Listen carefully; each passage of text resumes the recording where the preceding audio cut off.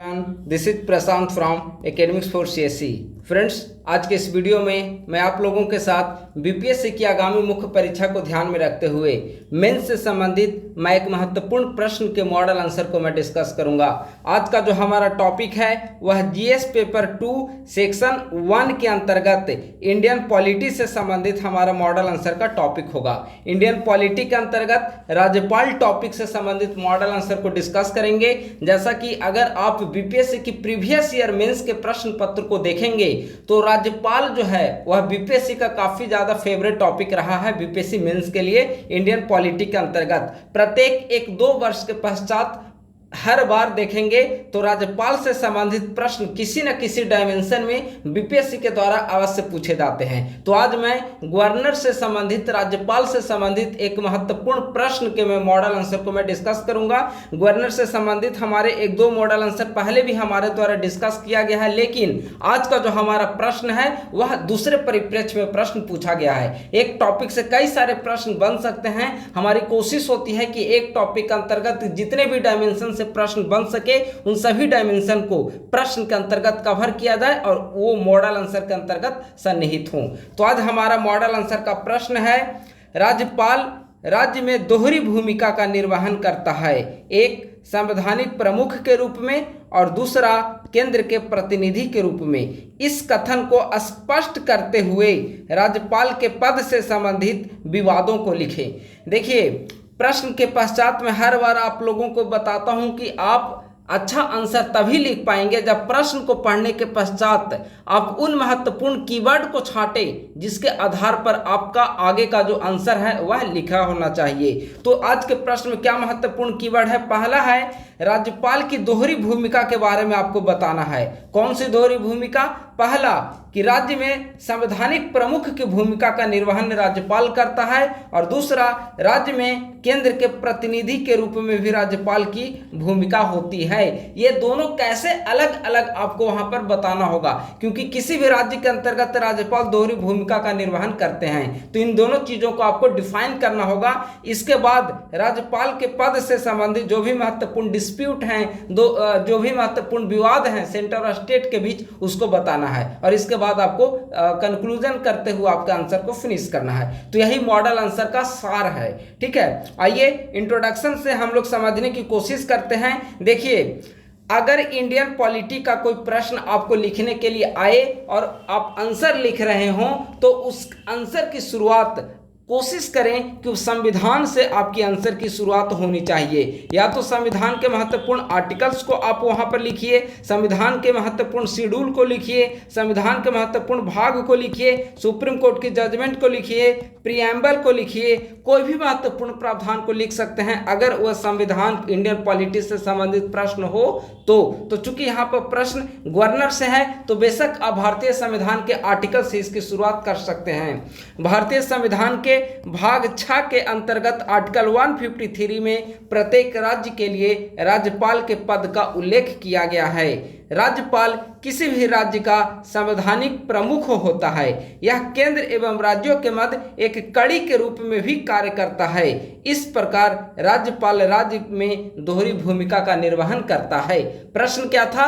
राज्यपाल राज्य में दोहरी भूमिका का निर्वहन करता है। पहला केंद्र के प्रतिनिधि के रूप में और दूसरा राज्य में संवैधानिक प्रमुख के रूप में। इंट्रोडक्शन में यही हमने बता दिया कि हाँ, राज्यपाल राज्य में दोहरी भूमिका का निर्वहन करता है। अब आगे के जो आंसर होंगे उसमें हमें इसको विस्तार से बताना होगा कि किस प्रकार से दोहरी भूमिका का निर्वहन करता है। तो सबसे पहले हमें क्या देखना होगा कि संवैधानिक प्रमुख के रूप में राज्यपाल की क्या भूमिका है, जो प्रश्न का पहला डायमेंशन है। भारतीय संविधान के अनुसार भारत में संघीय शासन व्यवस्था अपनाए जाने के कारण राज्यों में संवैधानिक प्रमुख के रूप में राज्यपाल के पद का प्रावधान किया गया है। राज्यपाल की नियुक्ति राष्ट्रपति के द्वारा की जाती है, जो कि का इधर से होगा, जो कि राष्ट्रपति के प्रसाद पर्यंत पद धारण करता है। यानी कि राष्ट्रपति जब भी चाहे राज्यपाल को पद से हटा सकता है, लेकिन सामान्यतः इसका कार्यकाल राज्यपाल पद का 5 वर्ष का होता है, लेकिन 5 वर्ष से पूर्व भी राष्ट्रपति के द्वारा उसे हटाया जा सकता है, ट्रांसफर किया जा सकता है, पदच्युत किया जा सकता है। राज्यपाल राज्य में संवैधानिक प्रमुख होने के साथ साथ वह केंद्र में भी प्रतिनिधि के रूप में कार्य करता है। आइए देखते हैं कि किस प्रकार से राज्यपाल जो है वह संवैधानिक प्रमुख के रूप में कार्य करता है। हम लोग महत्वपूर्ण पॉइंट के माध्यम से यहाँ पर समझिए। देखिए, संवैधानिक प्रमुख के रूप में राज्यपाल की भूमिका, संविधान वर्ड है तो संविधान से संबंधित जितने भी आर्टिकल हैं जिसमें कहा गया है कि राज्य में राज्यपाल जो है वह संवैधानिक प्रमुख की भूमिका का निर्वहन करता है, उन सभी आर्टिकल को आप अपने आंसर में लिख दें। जैसे आर्टिकल 153 में क्या अभी हमने बताया, 153 में कहा गया है कि प्रत्येक राज्य का एक राज्यपाल होगा, लेकिन आर्टिकल 154 में कहा गया है कि राज्य सरकार के सभी कार्य राज्यपाल के नाम से किए जाते हैं। यानी कि राज्य सरकार जो कोई भी अपना कार्य करेगी वे सभी राज्य के नाम से ही किए जाएंगे। ठीक है, ऐसे राज्यपाल की कार्यपालिका शक्ति का वर्णन है आर्टिकल 154 में, लेकिन यहाँ पर राज्यपाल की कार्य शक्ति को नहीं बताना है, लेकिन राज्यपाल किस प्रकार से संवैधानिक प्रमुख के रूप में कार्य करता है, तो इसके लिए प्रावधान 154 के अंतर्गत ही है कि राज्य सरकार जो कोई भी कार्य करेगी वह राज्यपाल के नाम से करेगी। इसका मतलब हुआ कि राज्यपाल ही राज्य में सर्वोच्च संवैधानिक प्रमुख की भूमिका के हैसियत से कार्य करता है। इसीलिए तो राज्य के द्वारा जो भी कार्य किए जाएंगे वे राज्यपाल के नाम से किया हुआ माना जाएगा। राज्यपाल राज्य के प्रमुख पदाधिकारियों जैसे राज्य लोक सेवा आयोग के अध्यक्ष व सदस्य, महाधिवक्ता, राज्य वित्त आयोग आदि की नियुक्ति एवं गठन करता है। राज्य के प्रशासन संबंधी सूचनाओं की जानकारी प्राप्त करना, समय अनुसार आर्टिकल 213 के तहत अध्यादेश जारी करना, राज्य विधान परिषद में 1/6 सदस्यों को राज्यपाल के द्वारा मनोनयन, ये सभी राज्यपाल के संवैधानिक प्रमुख के रूप में आएंगे। चूंकि विधान परिषद में 1/6 सदस्यों को राज्यपाल के द्वारा मनोनयन किया जाता है, राज्यपाल की विधायी शक्तियां भी है, लेकिन राज्य की संवैधानिक प्रमुख की हैसियत से भी यह कार्यभार संपन्न करता है। इसके अलावा राज्यपाल जो है वह धन या वित्त विधेयक को पूर्व स्वीकृति प्रदान करता है। यानी कि राज्यपाल की पूर्व स्वीकृति अगर मिलेगी तभी आप धन विधेयक को विधानसभा में सदन के पटल पर आप पेश कर सकते हो या फिर रख सकते हो। तो ये इस प्रकार से आप देखेंगे कि राज्यपाल की जो है राज्य से संबंधित जो कोई भी कार्य और अधिकार है वे राज्य के संवैधानिक प्रमुख की भूमिका के हैसियत से संपन्न करता है। राज्य विधानसभा के सत्र को आहूत करना, सत्रावसान करना और विघटन करना ये राज्यपाल के द्वारा किया जाता है। वहां पर सेंटर में देखेंगे तो ये कार्य राष्ट्रपति के द्वारा किया जाता है, सदन को भंग करने का कार्य। यहाँ पर राज्यपाल के द्वारा सत्रावसान करना हो या विघटन करना हो या फिर सत्र को आहूत करना हो, ये सभी कार्य गवर्नर के द्वारा संपन्न किए जाते हैं।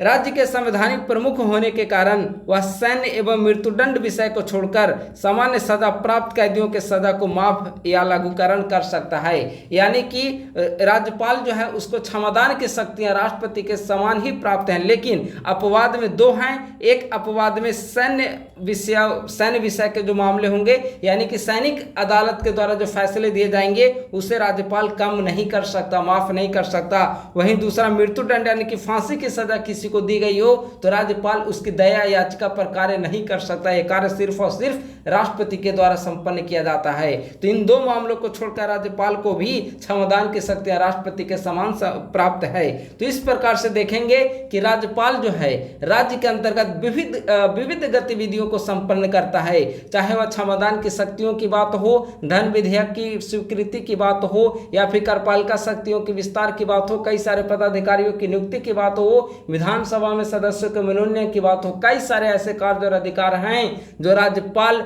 संवैधानिक प्रमुख के रूप में राज्य में संपन्न करता है। तो राज्यपाल की एक भूमिका हो गई संवैधानिक प्रमुख के रूप में राज्यपाल के कार्य। और दूसरा प्रश्न का दूसरा डायमेंशन जो कह रहा था कि केंद्र के प्रतिनिधि के रूप में भी राज्यपाल कार्य करता है, तभी तो दोहरी भूमिका हो गई। पहली भूमिका संवैधानिक प्रमुख के रूप में और दूसरी भूमिका केंद्र के प्रतिनिधि के रूप में। तो आइए देखते हैं कि केंद्र के प्रतिनिधि के रूप में राज्यपाल कौन कौन से महत्वपूर्ण कार्यों को संपन्न करता है।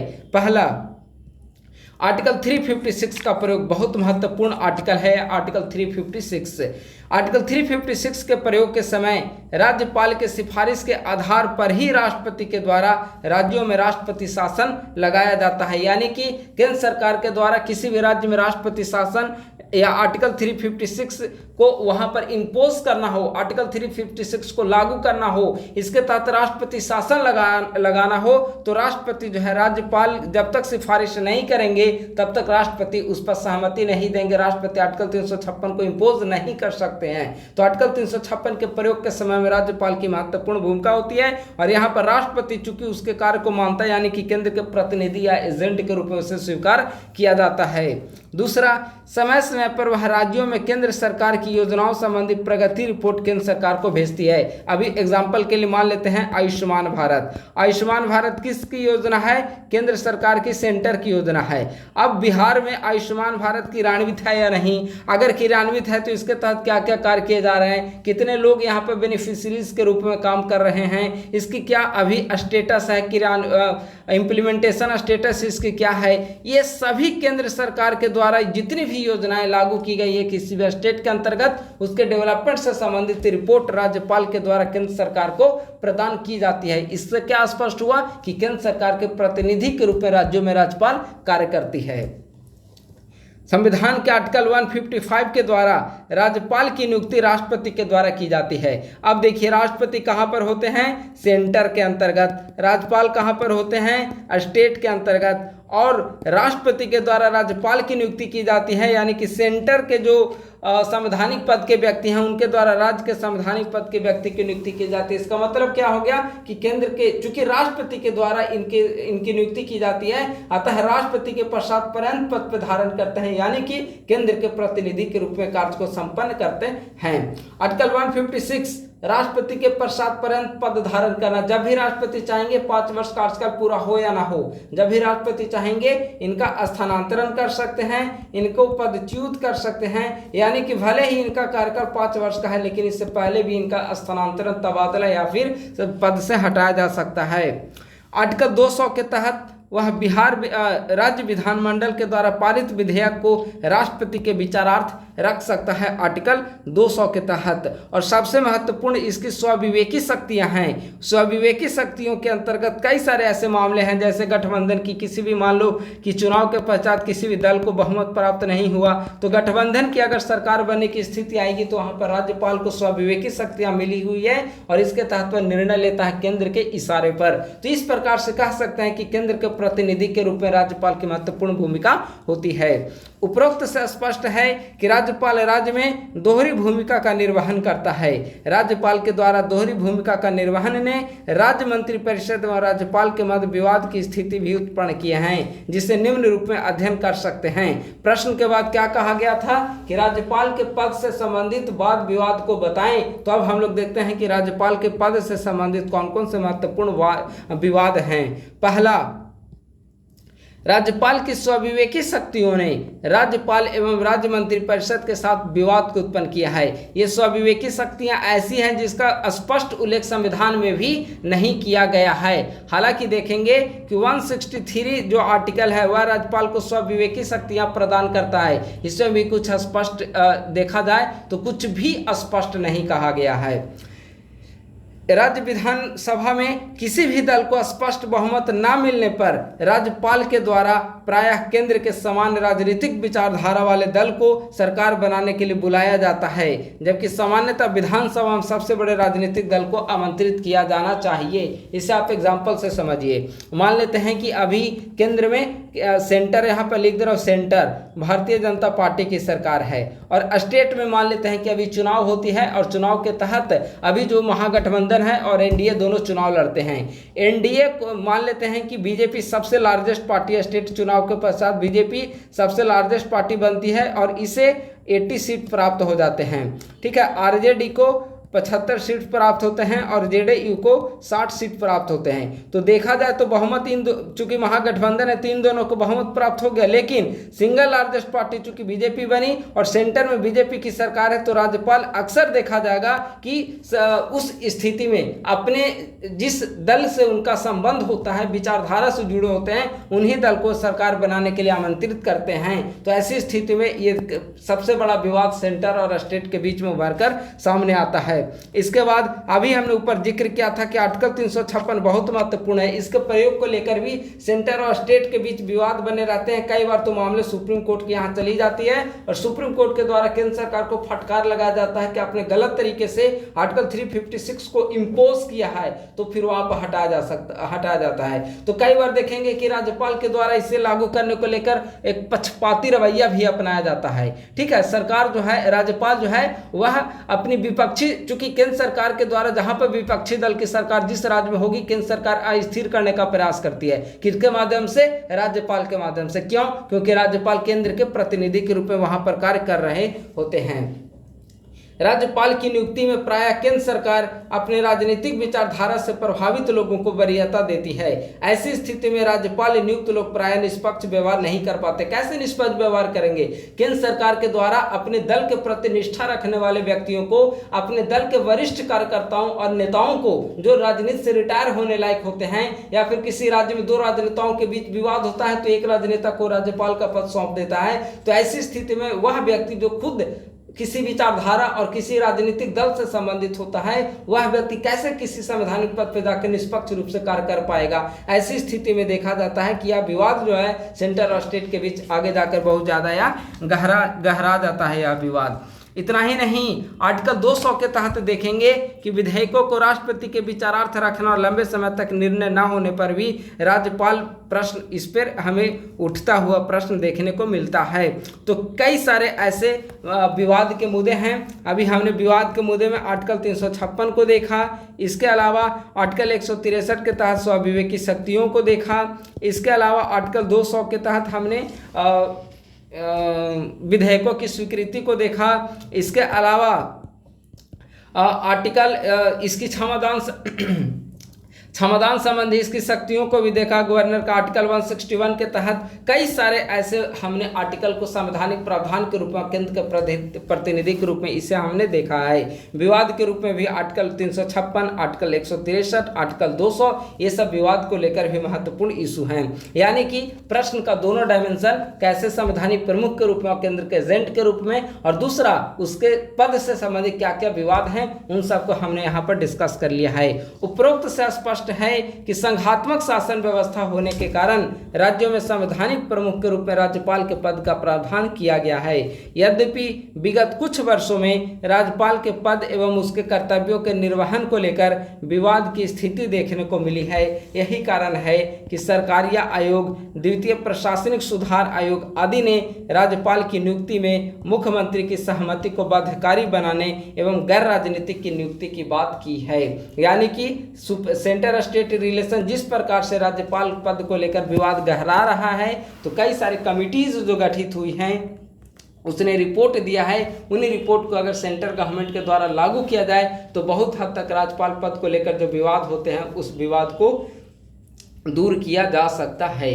इस प्रकार से दोस्तों आज की इस वीडियो में हमने राज्यपाल टॉपिक से संबंधित मॉडल आंसर को देखा है। यह प्रश्न जो है अपने आप में काफ़ी ज़्यादा यूनिक और महत्वपूर्ण प्रश्न है। ऐसे प्रश्न का कलेक्शन आपको शायद कहीं नहीं मिल पाएगा, इसीलिए हमारी कोशिश होती है कि महत्वपूर्ण जो टॉपिक हो, प्रश्न हो, उनको यूट्यूब वीडियोस के माध्यम से, मॉडल आंसर के माध्यम से आपको कवर करा दिया जाए। हमें उम्मीद है कि आपको वीडियो पसंद आई होगी। इसे लाइक, सब्सक्राइब और शेयर करना ना भूलें। हमारे यूट्यूब चैनल पर बने रहें। शीघ्र ही एक नए मॉडल आंसर, एक नए टॉपिक के साथ मैं आप लोगों के साथ जुड़ने की कोशिश करूंगा, जुड़ने का प्रयास करूंगा। धन्यवाद। Thank you so much.